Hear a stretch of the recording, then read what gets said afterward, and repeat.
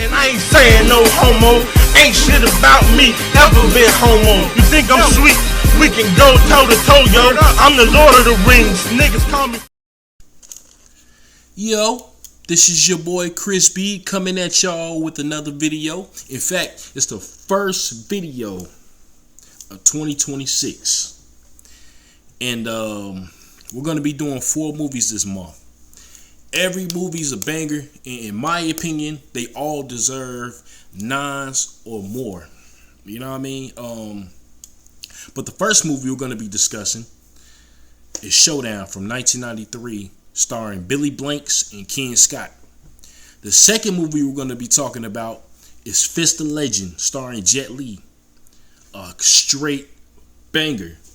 The third movie we're going to be discussing is Blood and Bone, starring Michael Jai White, one of my favorite films. In fact, I feel like that's one of the best movies, one of the best martial arts films from the late 2000s. Well, American martial arts films, you know what I'm saying? And the last movie we're going to discuss is Street Fighter Assassin's Fist. That right there is going to become a classic real soon. But I hope everybody has had a happy and, more importantly, safe New Year. But without further ado, let's jump into this review. So, the movie Showdown.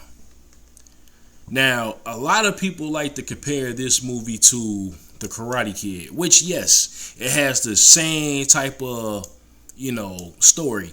You got the kid moving into a new town, getting bullied by, a group of other kids that are expert martial artists. And then you got the girl that he likes that was either the ex-girlfriend of the bully or current girlfriend of the bully. You know what I'm saying? And then you got the new kid trying to talk to the girl. Then he gets beat up because of it. And then he meets his future sensei. You know what I mean? Which in The Karate Kid is Mr. Miyagi. And in this movie is Billy Blank's character. Billy. You know what I mean? So, in the beginning of the film, Billy, he was a cop. And him and his partner got a call at this house party. You know what I'm saying? I guess it was a disturbance going on inside. Which inside, we see that Patrick Kilpatrick, which he plays a lot of villains, you know what I'm saying? Because he did this movie and Best of the Best. I believe Best of the Best came out in 1993. Best of the Best 2. He did that movie and this movie around the same time. You know what I mean? So him and his brother, they're causing a disturbance and they're pretty much, hassling people in this house party. So, when Billy and his partner arrive, his partner, he handles the stuff that's going on outside, and Billy goes inside to see what's going on. And so when he gets inside, he tries to break up the fight, but Kilpatrick's brother tries to grab his gun, which was dumb, by the way. You know what I mean? Why would you try that? And then Billy winds up fighting him off, and he accidentally kills him by, throwing him down, and he hits his head on the stairs. And then Kilpatrick, I'm going to call him Kilpatrick for the sake of this review. In this movie, he's kind of a wannabe John Kreese, you know what I mean? But you'll see that later on. But, he gets upset and he tries to fight Billy himself, but he winds up getting arrested.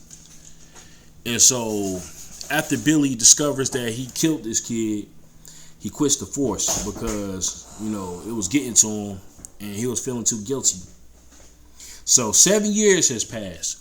And this right here is where we get into the premise that everybody likes to compare to The Karate Kid. So a new kid comes to a new school because his mother got laid off of her last job and they had to move. And so when he gets to this school, everybody looks at him because he's got the brown paper bag of lunch in the thermos, so he was already getting laughed at, but it wasn't like, at the bully levels yet. So when he makes it to his first class, he's actually late. And then the guy that, his name is Tom, that starts bullying him, starts giving him shit already. And so at this point, he got his eye on a girl that's in the same class. Now I'm gonna say this too right here. Let me stop for a second. So all these movies, I realized that the bully, the main character, and the girl that he likes, every single one of them are always in the same class all the time. Now, if Billy Blank's character was a teacher, he'd probably be teaching the class. You know what I mean? But anyway, he tries to approach her in the library, and then the guy that he got cool with, Ken, the guy tried to tell him to stay away from the girl because of Tom. You know what I'm saying? But Ken doesn't listen, and he goes over there to talk to the girl anyway. And then that becomes a problem because Tom, coincidentally, with his crew, walks into the library and he sees that Ken is talking to his girl. So he goes over there to find, to confront Ken about, what he's doing. Because Tom doesn't want anybody talking to this girl unless he gives him permission because he feel like he owns her. You know what I'm saying? So Tom was about to put hands on Ken until his girlfriend convinced him not to do it. And so Ken walks away, and then him and his boy, his boy was basically telling him, I tried to tell you, I tried to warn you, but again, Ken just don't listen. You know what I'm saying? But after his homeboy leaves to go home, Ken, he's walking from the school, and Tom sucker punches him because he was waiting for him around the corner. And then, he was telling him to stay away from his girlfriend, which basically same shit in the Karate Kid. But I'm going to say this right now. This movie, because I know I keep comparing the two, but this movie is more of a darker, edgier version of the Karate Kid.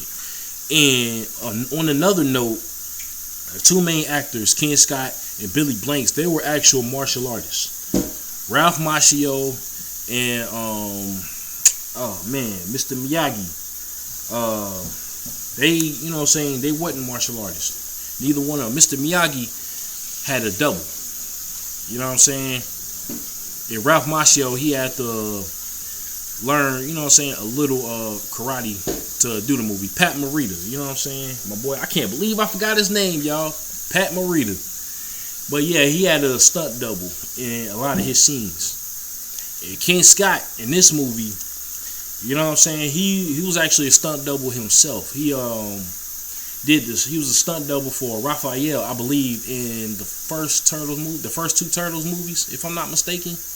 Or it might have just been the first one. Y'all correct me in the comment section. But yeah, they were genuine martial artists.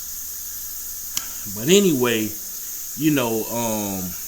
Ken again doesn't listen because the next day, Tom, he spots them talking in the classroom, and he catches Ken in the library later on that day, and Ken runs away from him. But they start chasing him, and then they chased him to the gymnasium. Ken tries to escape out of one of the double doors, but they were locked. So right before they was able to put hands on him again, Billy shows up and he stops him. Now, Tom is one of those guys that thinks that he can pretty much just run over everybody. You know what I mean? Like, it was one guy in this movie. He looks kind of like a nerd. I wasn't sure if he was a hall monitor or a teacher. I didn't know.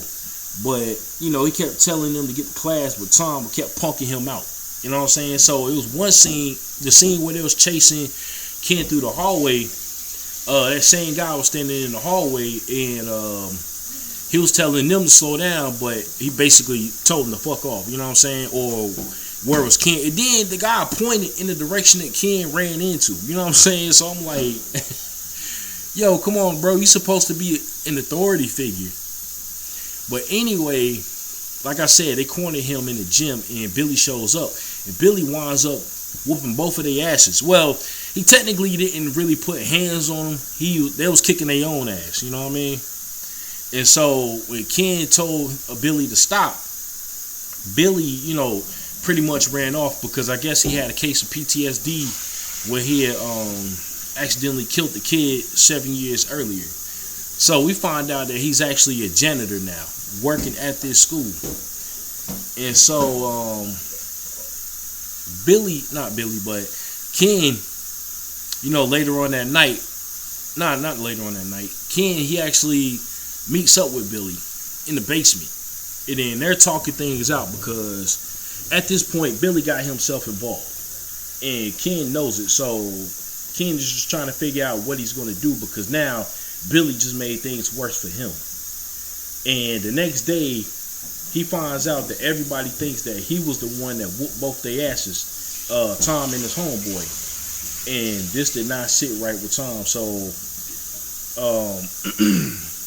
Tom was pissed off after he went to the dojo.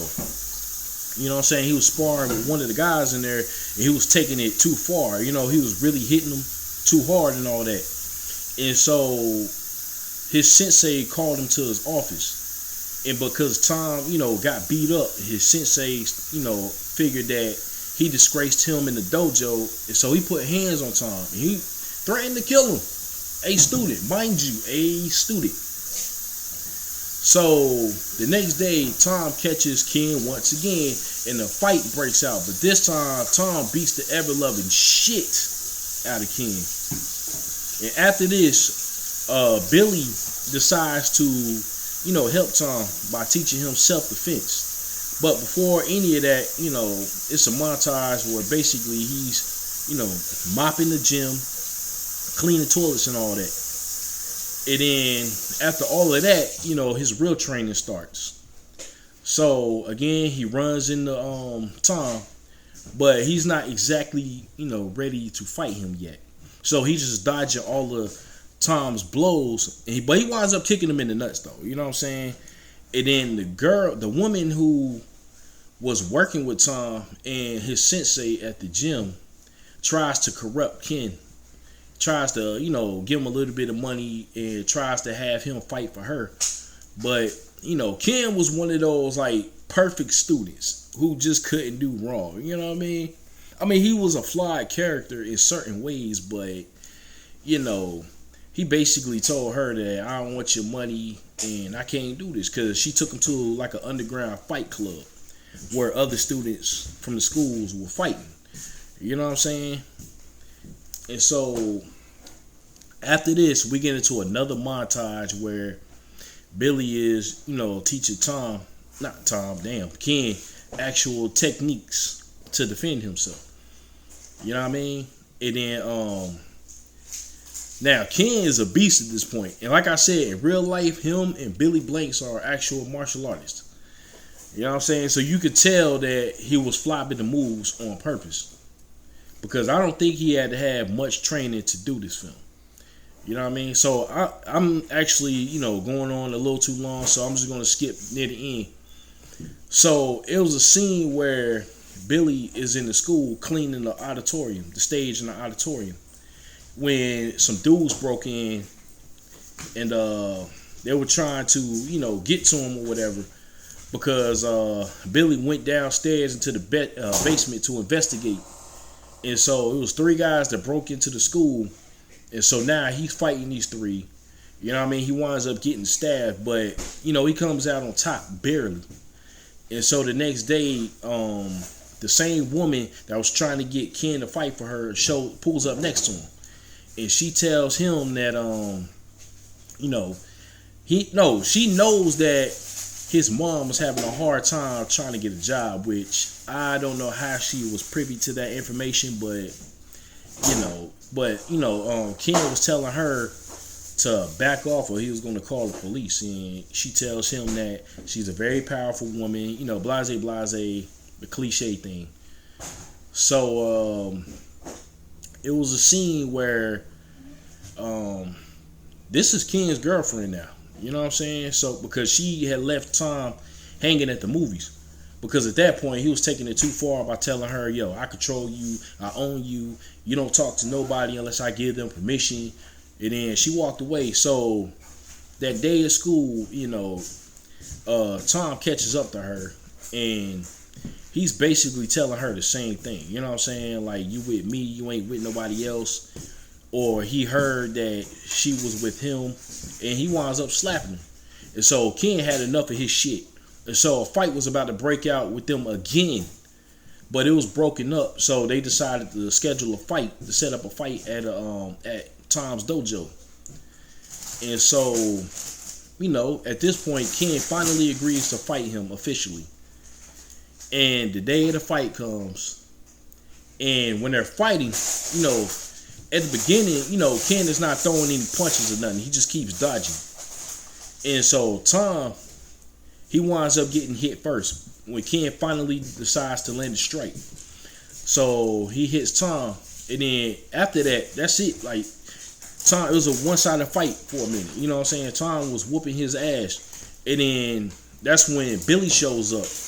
And then this is where Ken decides to get the confidence to fight Billy, you know, not Billy, to fight Tom, you know what I'm saying? So now he all of a sudden has the strength to whoop Tom's ass, and he does. And so Ken defeats Tom, and Tom's teacher, Kilpatrick, you know what I mean, gets pissed off at this and winds up attacking Ken from behind. And so Billy wasn't having that. So now it's a fight between Billy and Kilpatrick. And at first, Billy, I feel like he was only getting beat up because, you know, he was injured from the fight he was in with those three guys. You know what I'm saying? But eventually, Billy comes out on top, and everybody, you know, shits on Kilpatrick basically. You know what I mean? They were done with him at this point. Even Tom. So now Tom's crew wants to work with Billy. You know what I'm saying? They want him to train them. And so this is when Billy's partner shows up. You know what I'm saying? Because the cops came in to break up everything. And they tell Billy that they was looking for someone to train the new recruits and all of that. And so usually at this point of the movie, you know, you got the scene, the cliche scene where the protagonist will turn down the chance to, you know, get their old job back or promotion or anything like that. Y'all know how it goes. But in this movie, Billy winds up accepting, you know, the proposal, saying it was about time that he get his life back together. Now, that was a satisfying ending. I loved it. And I'm going to say this right here.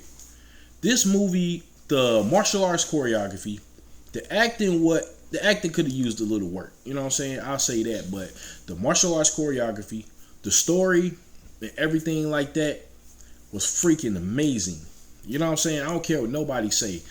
If I'm the only person on earth that did not shit on this movie, hey, so be it. Which I know I'm not. There's other people that love this movie. It's a classic. But yeah, man, I feel like this movie was inspired by the Karate Kid, not a blatant ripoff. You know what I'm saying? Because I feel the difference in this movie and the Karate Kid, he actually had a homeboy, you know what I'm saying, in the school, unlike Daniel LaRusso. You know what I mean? But now I'll say this right here. If you want to call a movie a blatant ripoff, Never Back Down was a blatant ripoff of this movie. Same exact premise. Same exact one. You know what I'm saying? New kid comes to the school because his mother was trying to find another job. You know what I'm saying? Blase. Same thing. He made a homeboy. You know what I'm saying? And then the guy who was dating the girl in the school winds up being the toughest dude. It's the same shit. You know what I mean? But, I mean, Never Back Down was a good movie too. But Never Back Down for me had to be a remake. That's just how close the story was. You know what I'm saying? But if I had to choose, I would choose this movie right here, Showdown. It's a better film in my opinion. But yeah, if I got to give this movie a score, I am definitely going to give it an 8.5, 9 out of 10. You know what I'm saying? The ending is what did it for me. You know what I'm saying? It concluded perfectly. So if y'all haven't seen this movie, check it out. It's on Tubi. But yes, that's my review for Showdown 1993. So like I said, check it out. You will not be disappointed. And this is your boy Chris B. Once again, I gotta thank y'all for listening. You know what I'm saying? Give me a like, comment, and subscribe. I will greatly appreciate y'all. I will talk to y'all later. Peace.